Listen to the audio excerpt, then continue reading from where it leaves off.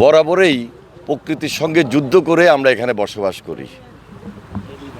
এই নদীর পাড়ে আমরা যারা থাকি, এই অঞ্চলের মানুষ সব সময় ভাঙন, প্লাবন, বন্যা এই পরিস্থিতিগুলোকে মোকাবেলা করে সবসময় এখানে বসবাস করে আসছি। আমরা ইতিমধ্যে ভাঙন প্রতিরোধে ইমার্জেন্সি ওয়ার্ক, সামনে যেহেতু বর্ষা, অতি প্লাবন, সেজন্য আমরা এটা হাতে নিয়েছি। আরও 2-3 জায়গায় আমরা ইমার্জেন্সি কাজ শুরু করব, সেই নির্দেশনা দিয়েছি।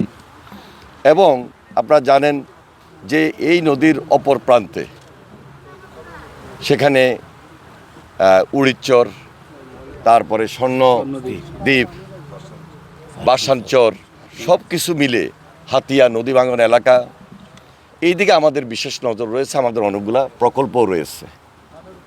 তবে দীর্ঘদিনের মানুষের যে প্রত্যাশা যে পার্মানেন্ট কিছু ওয়ার্ক করা দরকার, সেই অনুযায়ী আমরা এই এলাকায় যেখানে যেটা খুব বেশি অতীব প্রয়োজন এই মুহূর্তে, সেখানে আমরা পার্মানেন্ট ওয়ার্ক হিসাবে আমরা কিছু ভাঙন প্রতিরোধের ব্যবস্থা গ্রহণ করব।